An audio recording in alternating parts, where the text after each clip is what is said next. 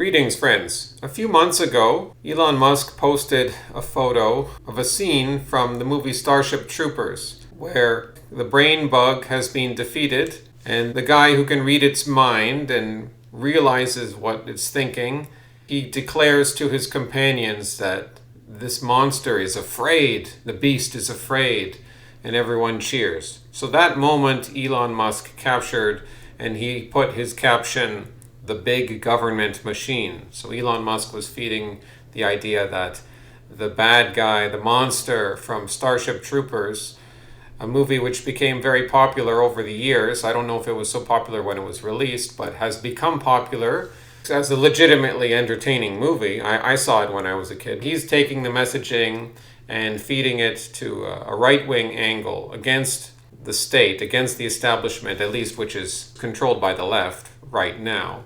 So, of course, this provoked a discussion. Journalists coming out saying that this was the incorrect understanding, this was the incorrect interpretation of the film Starship Troopers, because don't you know the director Paul Verhoeven intended to satirize militarism, or white people being militaristic. I wouldn't say necessarily fascism, but it was supposed to be anti-right-wing in its messaging. It was supposed to make a parody of war, of total war, and you might say of militarism, at least insofar as white people being militaristic. That's the stated intent of the director, or at least that's what they say. Who knows what the director really wanted? One person was saying maybe he just wanted to get it out of Hollywood, so you had to give tokens to the progressives in various ways of how you made the film. That's a possibility. I mean, they had extreme diversity in the futuristic army. They portray like men and women shower together, all the races are together. It's insane that they would make women fight beasts that would rip them apart. I always thought that was disturbing as a kid. I found the shower scene disturbing as a kid. I didn't actually like it as a kid. I thought it was cool, like the battle scenes, but I didn't like or sympathize with any of the characters. And they gave the white characters, like even the two main, Johnny Rico and Carmen Ibanez, those were their names for the production. Those weren't the actors' names, so those were the names they took for the production. Hispanic names. So you had competing weird messages going on within the film, but overall, it was an entertaining film. The special effects have stood the test of time. And it's effective for the same way that movies like Lord of the Rings are effective, because there's a sense of clear good and clear bad. Or at least if not clear good, then a clear bad guy. And a villain which you want to see destroyed. And that's something that the left has grappled with. They have hard times dealing with this reality, even though it's a basic fact of human existence. We have an in-group and an out-group, and the out-group sometimes wants to kill us, destroy us, and we have to fight back against them. Starship Troopers takes that to the max, and it allows you to other, as the left would say in their language, to create the other more easily by making them not even humans, like a totally monstrous race. And even then, because it's white people portrayed, despite all the diverse elements, it's still generally white people portrayed in the militaristic role. That's problematic for the left, and you must demonize them, and you must, as insane as it is, you must take the side of the bugs. Some of them will take the side of the orcs in The Lord of the Rings, because the orcs are just like refugees and asylum seekers. Some journalist, some lefty, comments on Elon Musk's post. Matt McManus. Journalist just means you're a regime-sanctioned thought enforcer.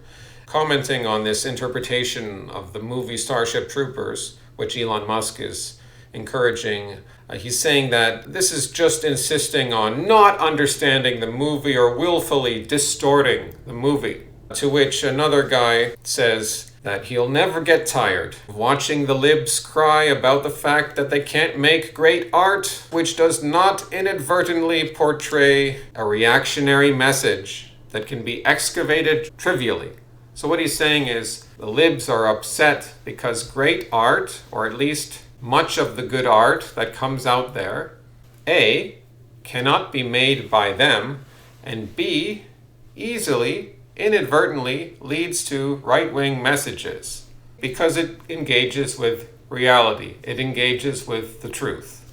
So needless to say, these journalists who are saying you can't interpret Starship Troopers for any positive right-wing perspective. They are being mocked, rightfully so. So in other words, media literacy means you have the correct regime-approved opinions about any past or current film, art, literature, etc.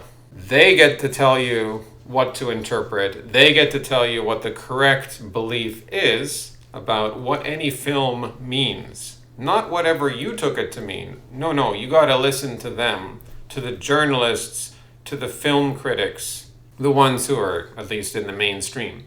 So as I read a thread, one guy said the movie was one of those moments when in trying to parody something, you sometimes make a case for the thing. A bigger question is whether art is what you intend as the artist or what viewers perceive anyway. Of course that's true. Art gets away from its creators all the time. Sometimes when you create art, you unleash something that you can't control. Andy Warhol was a leftist, from what I understand, and he had a simple form of mass-produced images, embracing the copy and a copy and a copy and endless copies. He could do that in a way which subverted a more conservative culture. But that form of art could be used by people who weren't lefties. And it would be. And he might not have liked that. Now I agree, some art is just bad. His art is not good. Ultimately, that kind of art is not going to bring us back to civilization. But needless to say, the power doesn't always work one way. So Starship Troopers shows that even when the left tries to subvert a right-wing message, if the book had a right-wing message, I didn't read the book, but when they try to subvert a right-wing idea or even right-wing work of literature, they often fail because in sometimes telling the story itself, by the virtue of the facts of many stories, they will inevitably lead to a right-wing interpretation, because right-wing interpretations are concerned with truth and reality and the way the world actually is. The world is a brutal place, and there's clear demarcations between friend and enemy, good and evil. Contact with the world forces us out of ambiguity. The ambiguity is the space which the left loves to thrive in, because it allows for dissolution of boundaries. So much so that they will identify with insects and aliens and evil goblin creatures like orcs if it means taking the side against the conservative order. Art can get away from you. It can be interpreted not the way the artist intends. Sometimes the fact of the material the artist is dealing with will carry so much weight that the audience will perceive what they want. And if they truly tried to parody militarism, they did, more in effect, make a case for militarism. Hasta luego, amigos!